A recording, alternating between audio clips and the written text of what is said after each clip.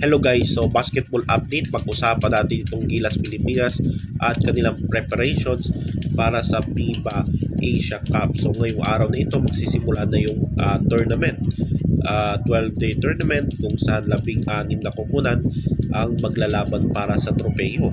So ang gaganapin yung FIBA Asia Cup ay sa Jeddah, Saudi Arabia. So sino-sino ba yung mga players? 12-man roster ng Gilas Pilipinas under coach Tim Cone. So narito na yung mga 12-man roster ng Gilas Pilipinas at ito yung lineup guys. So yan, makita nyo ng yan. Yan. So yan yung lineup ng Gilas Pilipinas para sa FIBA Asia Cup. So sino-sino ba ito? Chris Yusuf, Calvin Octana, Scotty Thompson, Jamie Malonzo, Junmar Fajardo,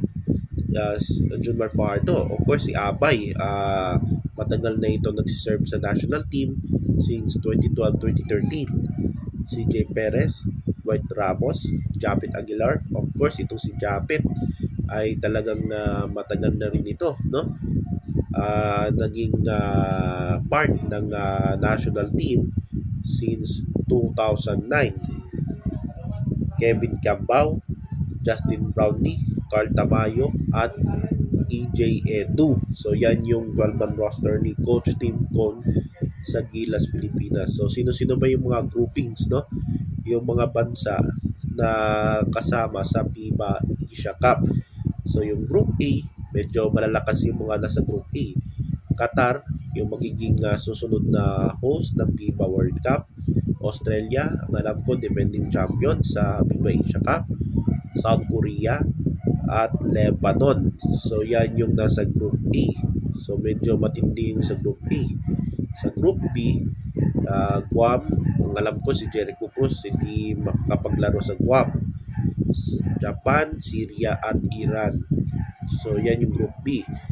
Group C, China, Jordan, ang alam ko si RHJ hindi makakalaro sa Jordan. India at Saudi Arabia yung host. At Group D, Chinese Taipei, New Zealand, Iraq at yung Gilas Pilipinas. So makakasama sa Group D ng Gilas Pilipinas yung kanilang first game sa August 5 versus Chinese Taipei. So hindi basta-basta kalaban itong Chinese Taipei. Nagpapalakas din ito itong Chinese Taipei sa Group 7. Sa August 7 pala. Second game ng Gilas Pilipinas versus New Zealand. So matindi rin itong New Zealand. Group 9, August 9, August 7 is versus New Zealand at August 9 versus Iraq. So yan yung makakalaban ng Gilas Pilipinas sa FIBA Asia Cup. So sa susunod na round, sa playoffs, kailangan maka-top 3 teams, no?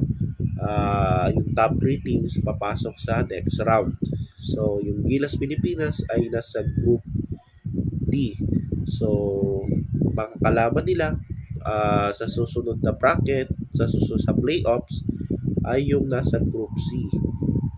Group C, kasama doon China, Jordan at India, pati Saudi Arabia. So posible na itong Gilas Pilipinas ay makakalaban sa next round itong China.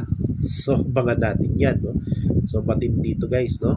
Itong darating na FIBA Asia Cup. So ngayong araw na magsisimula na yung tournament. So good luck dito sa ating national team, itong Gilas Pilipinas.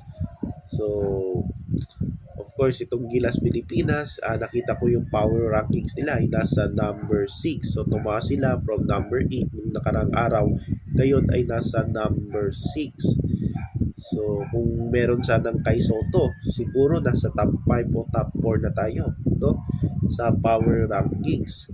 So ito yung power rankings, yan yung parang nagbe-base sila sa lineup at saka sa mga developments kada teams na nagpa-participate dyan sa FIBA Asia Cup. So, yung Gilas Pilipinas ay nasa 6, no?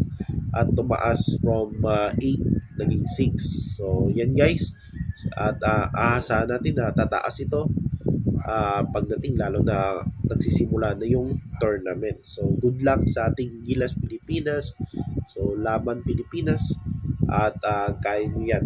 I think kaya nyo yan, no? Kaya nyo yung nasa Group D. So yan guys ang ating update dito sa Gilas Pilipinas. So ngayong araw magsisimula na ang FIBA Asia Cup.